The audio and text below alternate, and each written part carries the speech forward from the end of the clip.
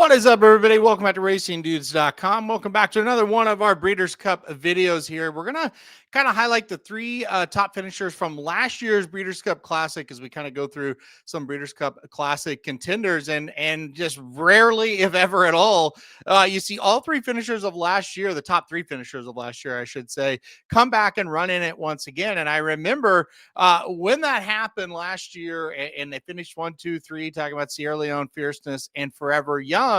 I thought, well, that's probably it for Sierra Leone for sure, but no, he came back. Fierceness, who knows there? He came back, and of course, Forever Young came back as well. Varying levels of success. Let's start with that first. The Breeders' Cup Classic winner, who, when he won that race, hadn't won since April, and then he won the Breeders' Cup Classic. He comes back this year. He has one victory. We'll kind of lay out what's happened to him. Fierceness, the horse that ran second, he came back and he has two victories this year, and he's also had a couple of head scratchers in there as well. And then Forever Young came back. He has a couple of wins this year as well, including the Saudi Cup, the richest race in the world, but also has a loss, at Dubai in the Dubai World Cup on that resume as well. So it's very interesting, right? When you start to think about these horses and what they've done, varying levels of success. I think everybody kind of thought when they all decided, hey, they were coming back, or there was announced that they were all coming back, everybody was like, boy, we could see some real, crazy, years from these horses. And we really haven't seen that, right? Kind of like I said, a couple of wins for Fierceness, 2 wins for Forever Young. One was that amazing Saudi Cup, and the other one was kind of the prep race for the Breeders' Cup Classic this year, and then just one win out of Sierra Leone. But let's get to it, and let's look at some of the replays here. And if we're going to watch replays, we might as well start with last year, I should say, as I look ahead to next week is what I meant to say. Let's look at last year's Breeders' Cup Classic, right? I think that's a good place to start. And you're going to see real quick here, field of 14, and you're going to see very, very quickly, it's going to be a lot of speed signed on here in this race. So they all break from the gate there. The eventual winner is Sierra Leone, obviously, and he drops back towards the back of the pack. And he's going to need pace like he always does. He always needs pace in his races. And so you're going to see it right here. Sierra Leone is the 11 horse. He's back in second, third to last there. And it is a speed duel up front right off the bat. They're going to go fast early in this race. You could tell a bunch of them want the lead. 22.43 the opening quarter. I'll pause this for just a sec here. 22.43, and you're like, okay, Sierra Leone, here's your chance. He's back there, back here right here in about what? That's third to last, fourth to last. It looks like there he's 6-1, and they're contesting the pace up front. They're going fast early, and Fierceness is a part of that early pace. He's right up there in second, kind of tracking the early pace in this race. Now, you might kind of be asking yourself, okay, where is Forever Young? Well, he's up here kind of close to it as well. He's kind of up on the rail there in third or fourth. So both these horses kind of contesting that early pace. I'll pause it again. 44.96. Even though we are in Southern California where the paces do kind of hold together, that's pretty darn fast for anybody there towards the front. So let's keep it rolling here. And at this point, for Sierra Leone, he's got about 5 horses past. He's on the outside of that 3-horse group that's got 5 horses past here. Fierceness kind of contesting the pace. Forever Young up there a little bit close as well. And you're going to see a lot of these speed horses start to fall apart as Fierceness puts his head in front right here. 109.44. But look at Sierra Leone now on the outside. Here he comes, that big run. He is flying as these horses really start to tire. You see Forever Young on the inside. He's got the perfect inside trip, but he has been close to that hot pace. He's not going to have that run. And boom, already it looks like, boy, Sierra Leone's a winner. He's already in front. You're going to see his other races. That is not the case. Look at Fierceness just kind of fight on, but Sierra Leone too good. Forever Young out there in the middle of the track. He's never really threatening to actually win this race. Sierra Leone just kind of puts his head down, gets the job done.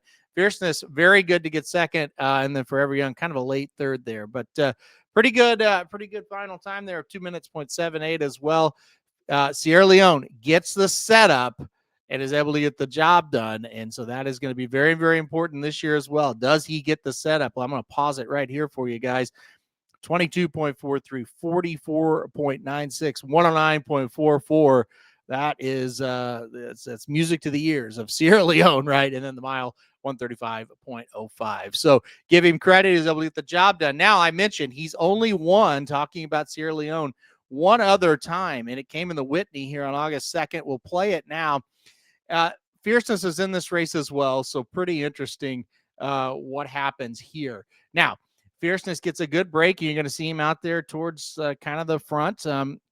Are sitting back in like second or third and just kind of bide their time behind some of the pace setters. And you're going to see Sierra Leone fall back towards the back there. He's second to last as of right now. Just the sixth, I believe that's Disarm, the only one ahead of him. And now actually Sierra Leone will be last. Now look, Fierceness looks in a great spot. He's in third right here. He looks to just kind of be stalking the pace. He's in a great spot. And yeah, they think he's good to go in this spot right now. At least I did for sure. We're going to see the pace now, and let's pause it. 23.82. You look up the left-hand corner there. So it's like, oh man, I think Sierra Leone's in a little trouble today.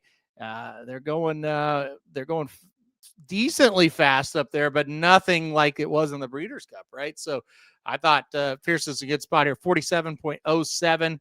He looked really good to me at this point in the race, and they're going to start to make a little bit of a run here, but Fierceness is still in really good spot. So this should really favor a horse stalking the pace, right? And you look here, Sierra Leone, the 5-horse, winding up a little bit. But again, you're like, I don't know if he's got the pace. Look at him go inside, though. They're kind of going inside horses, weaving around. I'm going to pause it. Let's pause it right. Well, let's go right. I'm going to keep it going just for a little bit longer right here. So when you get to right here, we're going to highlight the good and bad of Fierceness when we talk about Sierra Leone a little bit. So Fierceness has stalked a pretty mild pace. He should be full of run at this point. It looks to me like he's going to put on a show. Watch what happens. He's still in good shape. It's like, wow. And then boom, he just loses it completely. And here they come. Watch Sierra Leone on the outside here. Even though it was a little bit of a not as fast a pace as what he likes, he's still able to get the job done because Fierceness kind of falters, and he's just a better horse down the stretch than Highland Falls. So Sierra Leone gets the job done there. That's his only win of the season, and a race that he didn't get that hot of a pace, and he was still able to win. Now let's show why Fierceness is going to be really, really dangerous in the Classic. We've shown Sierra Leone, we've highlighted him, we've highlighted his strengths, and that's what he can do. Let's go to Fierceness. So you saw that race was on August 2nd at Saratoga. August 30th at Del Mar, he ships all the way across the country to run in the Pacific Classic. It was basically just, this was not planned. It was basically just, I don't know, let's just try it and see what happens. He got everything, in my opinion, his own way in the Whitney. Watch this race from Fierceness, the Pacific Classic, because it is a disaster. He's the one horse, okay? He breaks. It's like, okay, everything's normal. I think I'm going to run over here to this empty space. Holy shit. He almost runs right into the rail. Should be, from what everything we've been told about Fierceness, this should be kind of a death wish for him, not literally, but as far as his chances of winning. He's now tucked inside of horses, behind horses. He had trouble, and this is all things that we had kind of been told by his connections they'd never want to see from him, right? This is should be, he's in all kinds of trouble. He's uncomfortable. He's in tight. It's like, this is all things that we've been told that's not good for him whatsoever. He's kind of keen to go on, but Johnny Velasquez just says, well, we're just going to tuck in and see, right? I mean, he had no choice after what happened. He did a great job just to stay on him, right? But this is the nightmare trip, supposedly, for Fierceness. What we've been told here, this is not good for him. He does look well within himself, right? He does look very calm here on the inside. He's just kind of tracking, and he didn't really look upset or uncomfortable, even though, again, we have been told this by his connections, this is not where he wants to be.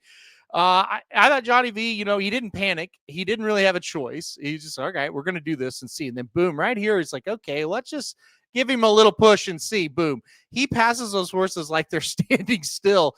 And at this point, it's like, oh, he's firing today. Oh, he's not going to do what he did in the Whitney when he got a great trip.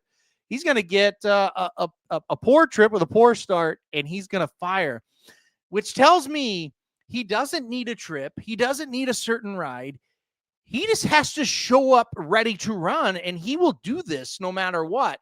That's why he's super dangerous, but also super, hey, he could get the perfect trip and not do exactly what we want either. So he is an enigma. You just kind of got to use him, but don't rely on him too heavy here as we go down the stretch. And you see Fierceness get the job done, holding off Journalism, who got a weird trip, let's call it.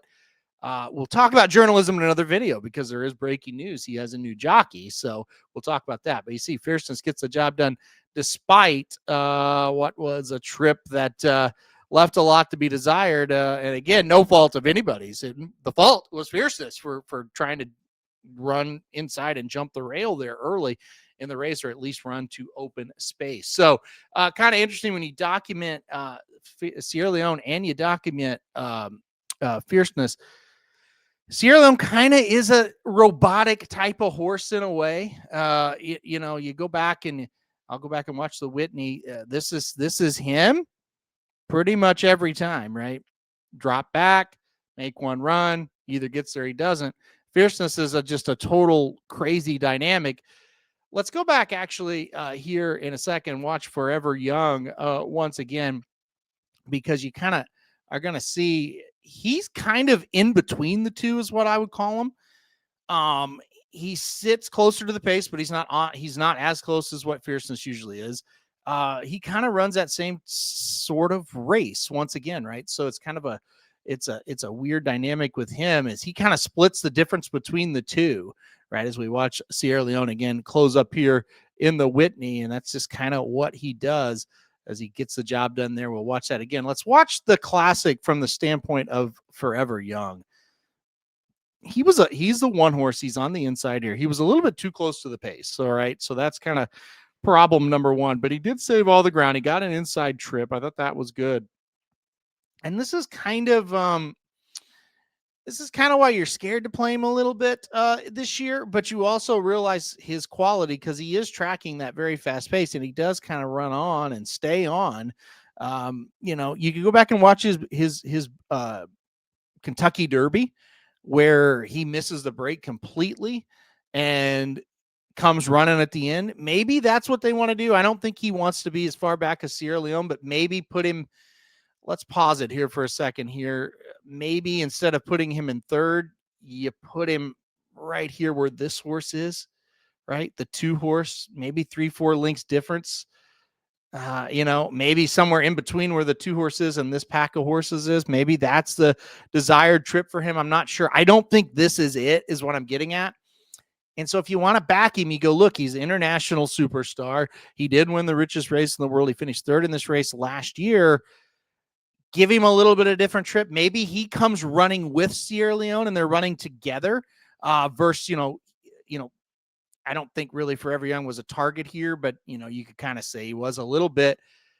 I don't know. I think if you're going to back him, and I don't want to show the international races, they don't really equate to what we've seen in the United States. This is kind of it, right? So maybe you've got him kind of put together with Sierra Leone and they're making a move together versus Forever Young trying to run those horses down, at least running for Sierra Leone down. I don't know. He does finish with run here. Get him off the rail. I think that's going to be a big key as well. Once he got off that rail, let's watch this again. He starts to run. So maybe if you're gonna back Forever Young, you want to root for kind of an outside draw. You're going to root for not quite as close to the pace, and he can kind of split the difference between Fierceness and Sierra Leone. Maybe he sits where Sovereignty sits and makes that run because, like you said, he is finishing here at the end, and so there you go. I think that's kind of the hope, right? If you're backing Forever Young. All right. that'll do it for this video. I just wanted to kind of show you some race replays there of those horses. Going to be really interesting to see the breakdown of how they kind of fall in the race. I definitely think, all things being equal, decent break, everything like that, I do think Fierceness will be ahead of Forever Young and surely Sierra Leone, right? So I think that's how they'll fall, but will be interesting. I think you can make logical, reasonable, and solid cases for all three of them. Um, take my pick of the three. I'll take Fierceness over the bunch. Talent alone, I do think he's better than Sierra Leone or Forever Young, but the consistency is not there whatsoever. If you want a nice, consistent horse, I think Forever Young or Sierra Leone would probably be the way you want to go. All right, that'll do it for this video, guys. Hit the like button if you like it. Hit subscribe if you really like it. Want to get alert anytime we do videos like this, and stay tuned to the channel for more Breeders' Cup coverage.